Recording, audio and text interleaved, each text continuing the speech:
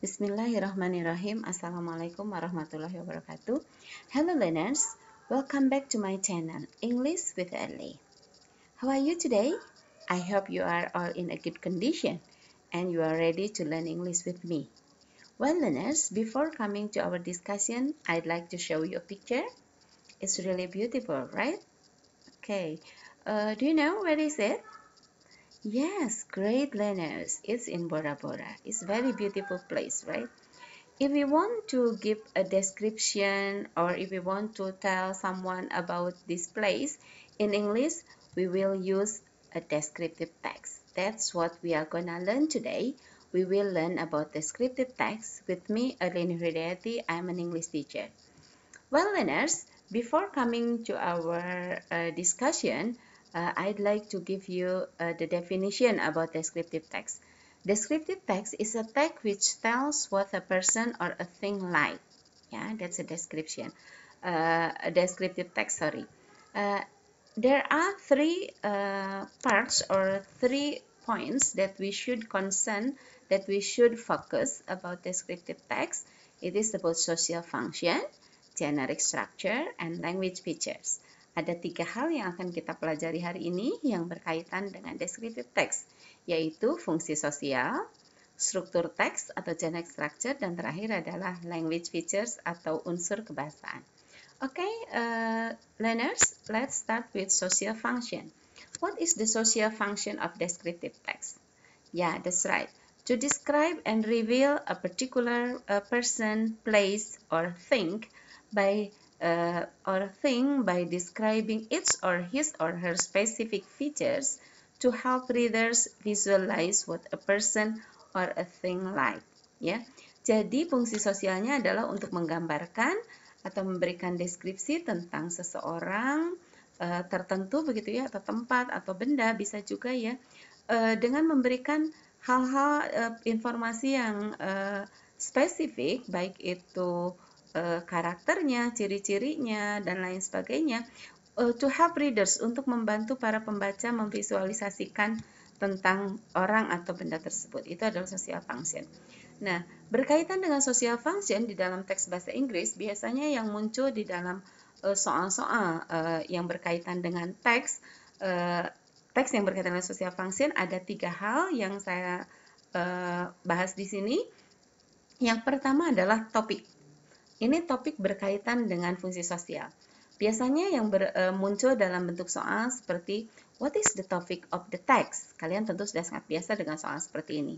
Kemudian yang kedua, tujuan komunikatif. Contoh soalnya adalah what is the writer's purpose in writing the text? And the last, konteks penggunaan waktu tempat dari teks tersebut. Contoh soalnya adalah when did the writer visit Bora Bora? Ini spesifik ya. Nah, itu adalah hal-hal yang mewakili pertanyaan-pertanyaan yang mewakili fungsi sosial. Kita lanjutkan ke poin berikutnya, yaitu generic structure atau struktur teks. Struktur teks dari teks deskriptif itu ada 2 bagian, yaitu identification dan description. Identification ini berisi tentang introduction of the person, place, animal, or thing that will be described.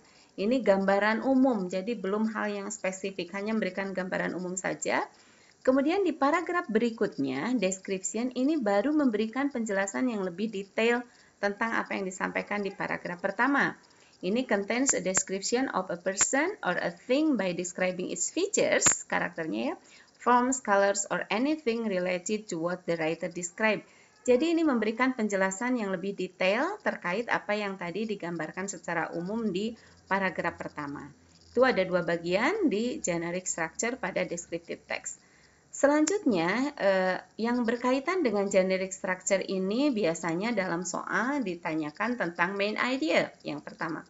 Contoh soalnya adalah what is the main idea of the second paragraph? What is the main idea of the first paragraph? Dan seterusnya.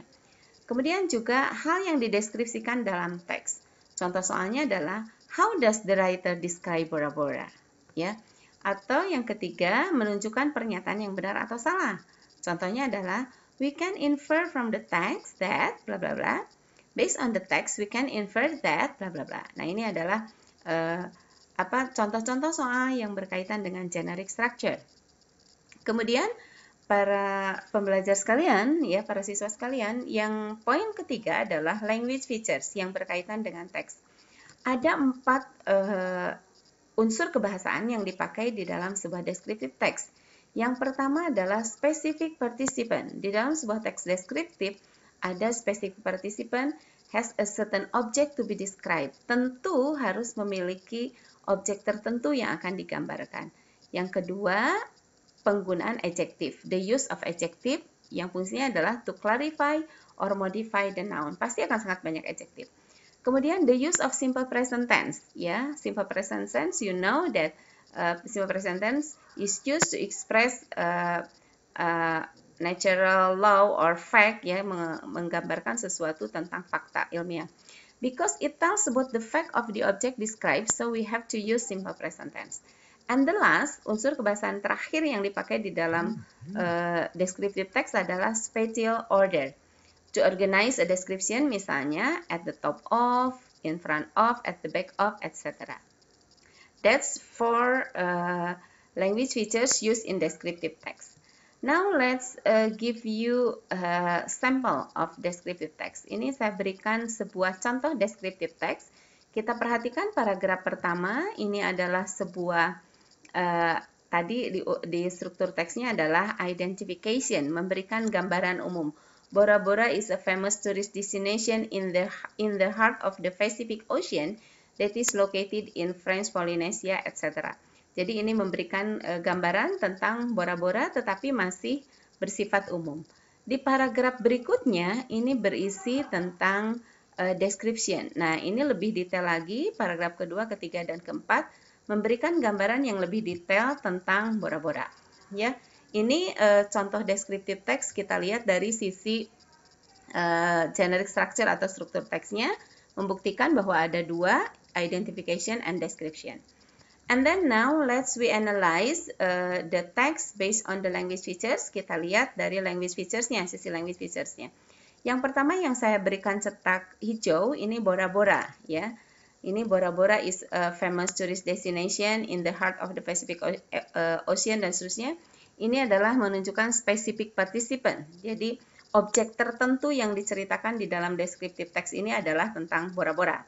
Kemudian yang saya beri warna ungu, perfect, bursting, extreme, ini adalah the use of adjective. That's right. Ini penggunaan adjective yang tentu akan sangat banyak digunakan di dalam sebuah teks deskriptif. Kita cek paragraf berikutnya. Ini juga saya beri cetak warna pink dan warna hijau. Ini yang pink, on the western side near the main channel into the lagoon. Ini adalah spatial order yang memberikan deskripsi tentang to organize, ya, tadi untuk menyusun sesuatu. Ini menunjukkan tempatnya ada di mana. Yang berikutnya yang saya beri warna cetak hijau, Bora Bora also produces. Ini produces. Bora Bora adalah subjeknya, producesnya adalah verb ke-1 ditambah S. Ini adalah bukti bahwa ini adalah simple present tense. Bora Bora also produces. Ini menggunakan verb ke-1 atau verb ini menggunakan infinitive, ya, menggunakan bare infinitive. Ini adalah simple present tense. Itu barangkali tentang contoh teks yang kita analisa dari struktur teks dan language features-nya. Ini sudah memberikan gambaran kepada kalian mudah-mudahan tentang descriptive text, baik dilihat dari social function, generic structures, and language features. I hope you all understand and you want to explore more about the descriptive text. I hope you always have a great spirit to learn English. See you on the next video. Thank you for watching. Don't forget to like and subscribe. See you next time. Take care and bye-bye.